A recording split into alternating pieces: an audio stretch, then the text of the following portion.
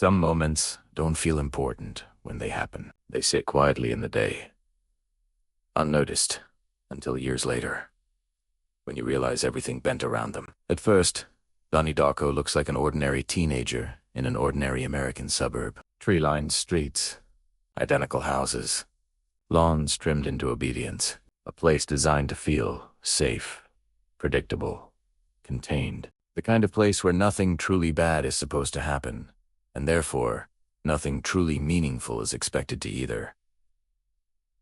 Donnie doesn't quite fit into that calm.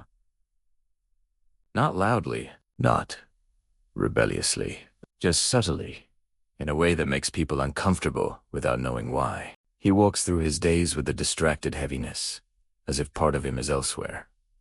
Conversations arrive late to him. Smiles feel practiced. His parents worry. His teachers analyze.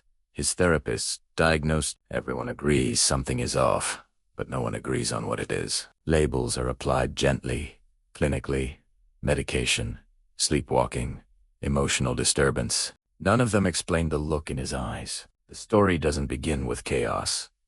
It begins with absence. One night, Donnie leaves his bed without knowing why. He wakes up on a golf course, staring at the sky, confused but calm. And while he's gone, something impossible happens, something that should have killed him. A jet engine falls out of nowhere and crashes directly into his bedroom.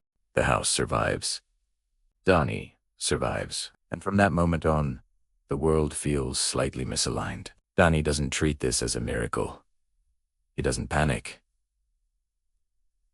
He doesn't celebrate. Instead, he becomes quietly alert, as if some private understanding has just been activated. That's when Frank appears, not as a jump scare, not as a monster, but as a presence, a tall figure in a grotesque rabbit costume, speaking softly, precisely. Frank tells him the world will end. He gives him a date. What's unsettling isn't the message, it's how calmly Donnie listens. As the days pass, Donnie begins to see patterns where others see routine. School assemblies, self-help slogans, motivational posters. All of it starts to feel hollow to him, simplistic, dishonest. The adults around him speak in absolutes: love or fear, success or failure, right or wrong. Donnie senses something missing in those equations. Life, to him, feels messier than that, more fragile, more strange. His intelligence isolates him. His questions unsettle people. When he pushes back, it isn't to rebel, it's to understand. He wants someone to admit that the world doesn't make complete sense. That certainty is often a performance. That fear and love can coexist in the same moment. And slowly, quietly, the world begins to respond to him. Small disruptions appear. Flooded schools, burned houses.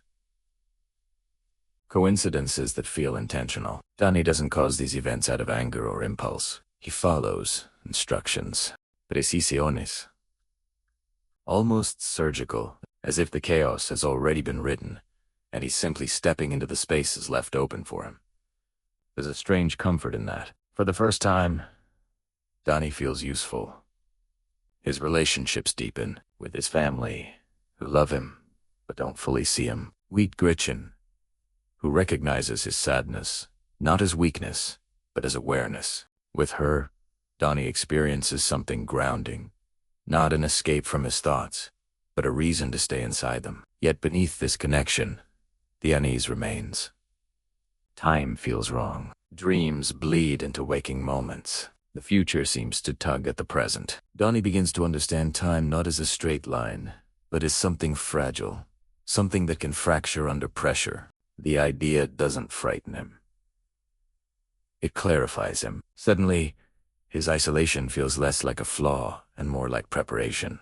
This is the midpoint. The quiet shift. Donnie realizes he isn't being punished or tested.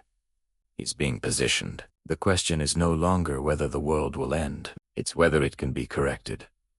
As the deadline approaches, inevitability replaces confusion. The pieces fall into place with unsettling. Every strange moment, every emotional rupture, Every coincidence tightens into a single direction. Donnie understands the cost long before anyone else does, and he accepts it without ceremony. There is no heroic speech, no desperate attempt to escape, just clarity. A calm awareness that meaning doesn't come from surviving, it comes from choosing, from recognizing the moment where fear no longer dictates action. In the final hours, tragedy unfolds not as spectacle, but as consequence. Lives intersect briefly, painfully. Innocence is lost. Love is confirmed and taken away almost simultaneously. And Donnie, finally fully awake, understands what must be done to restore what is fractured. When the jet engine falls again, it does so with purpose.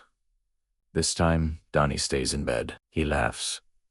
Not out of madness, but relief. The kind that comes when uncertainty ends, when the burden of knowing is lifted, when the universe, for once, feels honest. Morning comes. The world resets. People wake with vague impressions, sadness without memory, tears without explanation, relief they can't justify. Lives continue, altered in ways they'll never fully understand. Donnie is gone, but something is healed. Donnie Darko isn't a story about time travel or fate or apocalypse. It is a story about awareness, about what it feels like to see the cracks in reality before anyone else does, about the loneliness of understanding too much, too early, and about the quiet courage it takes to choose meaning over survival. Because sometimes, the bravest thing a person can do is recognize their moment and not step out of it.